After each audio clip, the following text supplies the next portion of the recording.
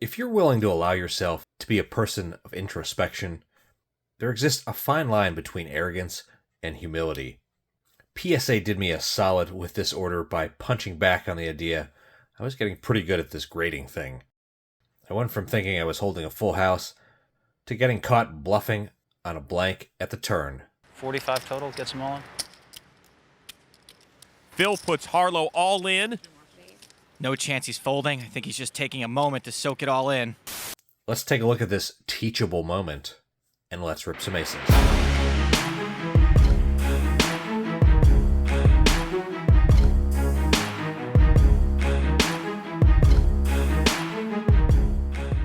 Welcome to the channel, everybody. Huxbucks here.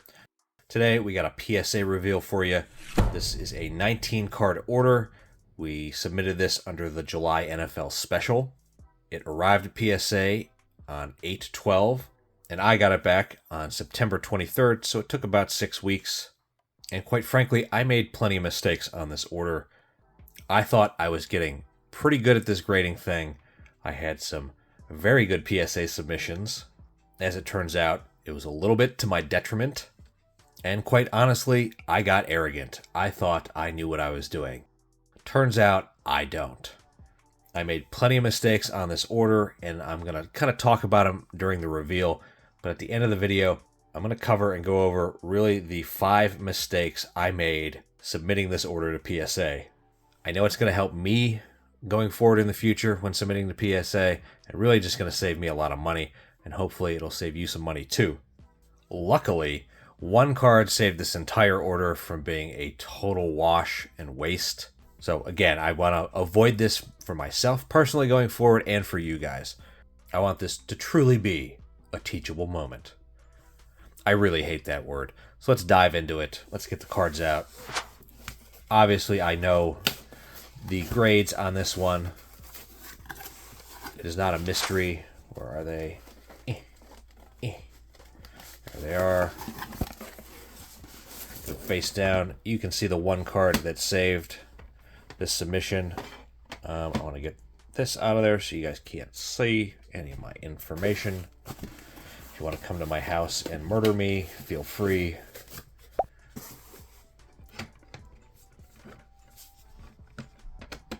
I'm willing and able. We don't need this for display purposes. I don't know. Who doesn't love a brown box? Truly. Okay. This is the card that saved us, so we're going to put that over there. Actually, we're starting with our big boys first. All right, so here's our first card. Tyreek Hill, not having a great year. Keep in mind, I submitted this before the season started, but I got it back during the season. That's a mistake. You don't want to do that. Tyreek Hill Genesis 2023 Mosaic. I kind of had this at a 9, but I took a shot, and I got a 9. And we got another Dolphin. Man, the Dolphins don't submit. What a mistake to send in. This is not the last Miami Dolphin that I sent in. I actually thought maybe they'd have a pretty good year and could contend for the division. That is turning out not to be the case. Achane, Purple Shock, Optic, got a 9. I had this at a 10, but after looking, I clearly let the centering top to bottom slide. It was heavy on the top, and that wasn't going to do it.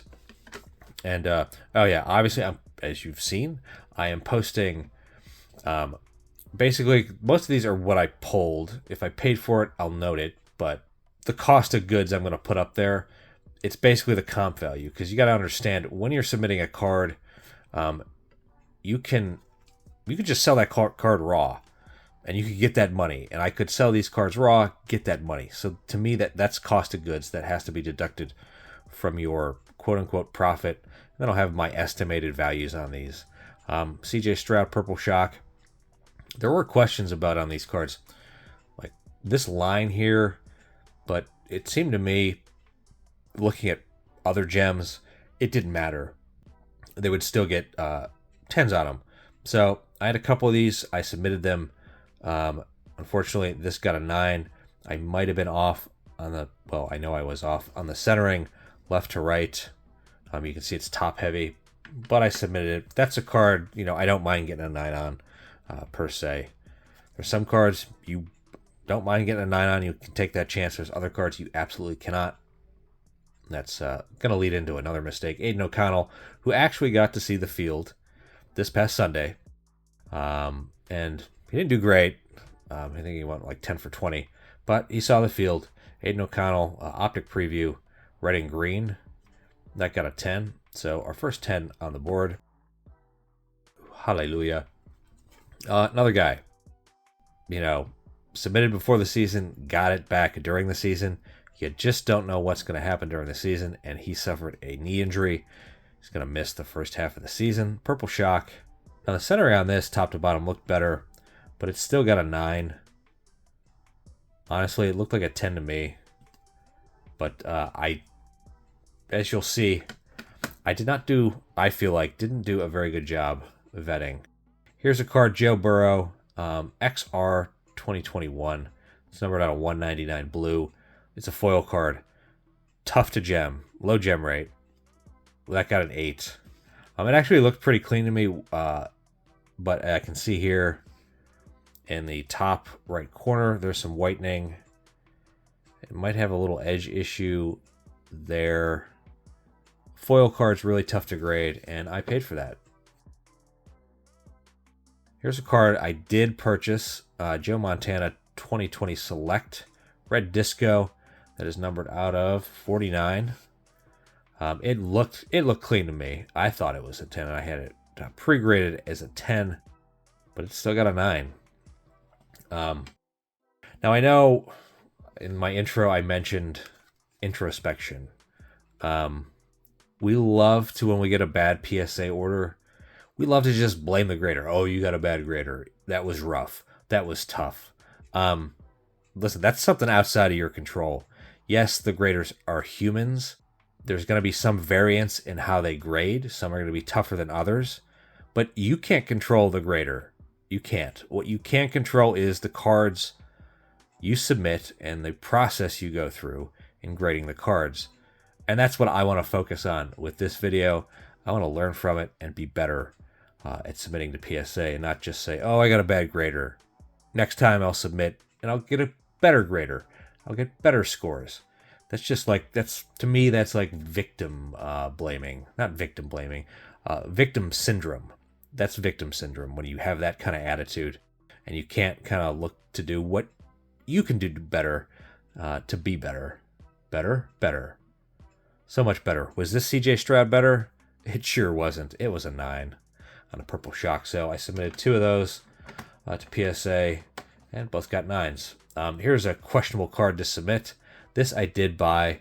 Quentin Johnson. I thought maybe he could have a good year. He's not having bad, better than last year. But that is a Zenith Purple Epics. It's on a 25. A thicker card. I don't know why I submitted this. I really don't. But I did. But it miraculously got a 10. I mean, it looked clean for a thick card. I generally would only submit a thick card if I thought it looked perfect. Optic base CJ Stroud. Got a 10. Yay. 10 starting to catch up a little bit. Here's another one. Part of the season, starting running back. Tampa Bay Buccaneers. Autograph. And I did buy this as well. Along comes the season. Hello, Bucky Irving. Now, Rashad White is splitting carries in the backfield with Irving. White did have a good game this past week, but Irving has looked like the better back. I did get a 10. Didn't grade the auto. Still being new to grading, that's not anything I've gotten into, is grading the auto. I don't know if I should or shouldn't. Mahomes, Optic, My House, Hollow.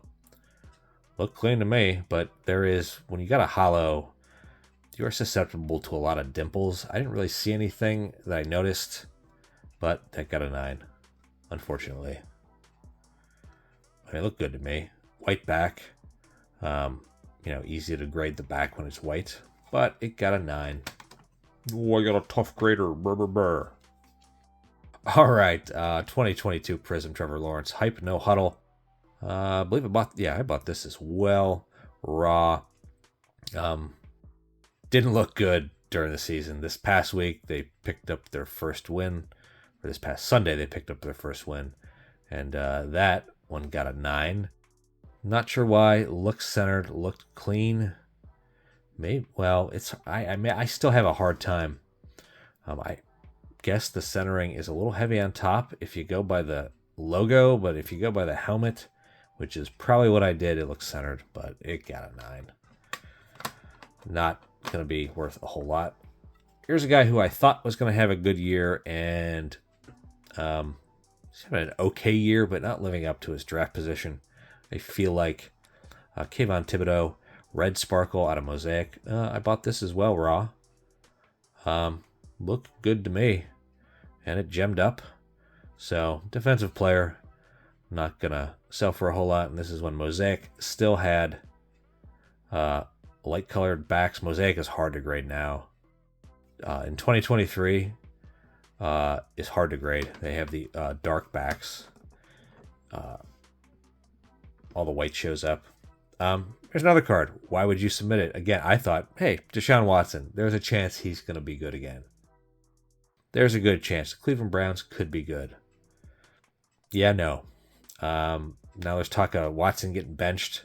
Purple Ice out of 225. Did get a 10, thankfully. Like, you submit a card like this, you gotta get a gem. If you don't, you're taking a bath. Okay. Also bought this raw. Geno Smith rookie card X-Fractor, having a pretty good year, so maybe not a bad card to submit.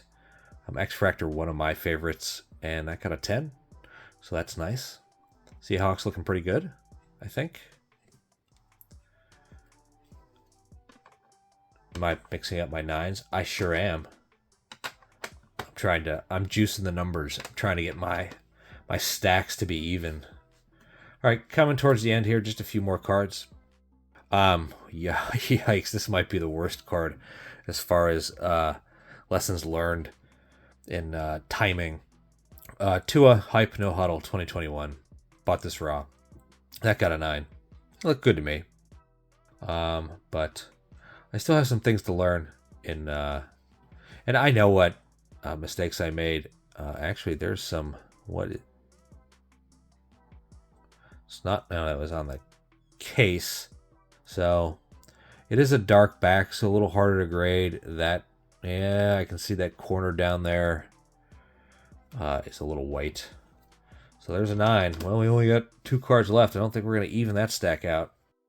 Another Trevor Lawrence. I thought, again, like, he's going to have a good year. He's having an okay year. Not great. Not living up to the hype of a number 1 draft pick. Being a quarterback in the NFL is hard. Real hard. Blue Sparkle, Trevor Lawrence, Disco out of 95, 96. That did gem up. Got a 10. We'll take that. Maybe he can build on his Week 5 win and continue on from there. All right. And last card. This is the card. I think you can, if you've been following the whole video, you know what this is going to grade. CJ Stroud, fire emoji, optic rookie card. Looked centered, looked clean. Looked great. But still a dangerous card to send in. Not dangerous, but you can be susceptible to flaws in a hollow with dimples. Scratches show up really easily. But that got a 10, and this card is going to save the entire submission as far as a value perspective. I think these are selling. Of course, you're going to see it. You're looking at it right now, but I think this is like a $850, $900 card. He continues. He had a good win against my Bills this past Sunday. That was truly embarrassing on the Bills' part. From a coaching perspective, managing that clock at the end of the game and giving the ball back to Stroud and allowing them to kick a game-winning field goal. So there you go. My gem rate on this was not good. It was 47%. We were running very well in our last several submissions, posting 70+% on our gem rates. And I don't submit to PSA a lot. I want to do more. I need to do more. I've got almost a full 2-row box of cards to look over. So it's really my fault. I don't put the time in to look and submit cards. And we made mistakes on this order, and I want to go over and cover those. So I kind of alluded to it before, but rushing and forcing cards into an order, or just rushing an order altogether. I absolutely rushed this order and just kind of forced cards into it, and that led to basically all the other problems. So the lesson learned here is only submit if you actually have a viable order to submit. Or in my case, I literally looked over these cards and submitted it the last day of July to send it into PSA. I was bound and determined to send an order in to capitalize on that special, and I just selected cards that had no business being in the submission. And again, this led to a lot of my other issues. Issue number 2, poor timing. This was bad timing on my part. If I would have sent these at the start of July, I would have got these back prior to the season, and I would have got more value even out of a 9 than I'm going to get during the season. It is a tried and true fact in sports cards that cards peak prior to the season and they fall during. Players can't possibly live up to the expectations we put on them, and so we build them up before there's even a snap of the football, and then once there is, those lofty expectations come back down to earth. So you really need to get your cards in before the season. You need to have those cards back in hand to sell at least a month before the season starts. Mistake number 3, vetting low-end ultra-modern sports cards. Take that to a No Hype, for example. That is a low-end card. It's a $4 card if you buy it raw. And this applies to ultra-modern specifically. This does not apply so much to vintage or maybe even modern, but ultra-modern low-end sports cards. You have to be absolutely certain and sure they're going to gem. There's not a lot of leeway there as far as value. And if you get a 9, you're paying that $16, $17, $18, even $25 value. A 9 on an ultra modern, you're going to get $10, $15 back. You're going to get beat over the head. So if you have a low end ultra modern sports card you're going to send in, you have to make sure it's going to gem, and you have to make sure it's liquid. You want that card to move. You don't want to sit on it. And in any order, you should not be submitting that many low end sports cards to go grade. Mistake number 4, submitting low gem rate cards. That Burrow 8 from XR, that foil card, that's a good example. It has a terrible gem rate. I looked it over, albeit quickly. I rushed it. I thought, this looks good. I can buck the trend, beat the numbers. Generally, you're not. There's a reason why it has a low gem rate. That's because a foil card is super susceptible to flaws, dings, scratches, all that. So look up your gem rates. You can use universalgemrate.com. It's a great website, and you can type in a card and see how many people have graded it, how many gems it's got, how many 9s, 8s, etc. So you can get a pretty good idea if this is a tough card to grade, and if it's not going to be a very valuable card, do not send a low gem rate card. And the last and 5th mistake I made in this order was just failure to be critical of flaws on the cards. Previously, I want to say I prided myself on being very, is that enough varies?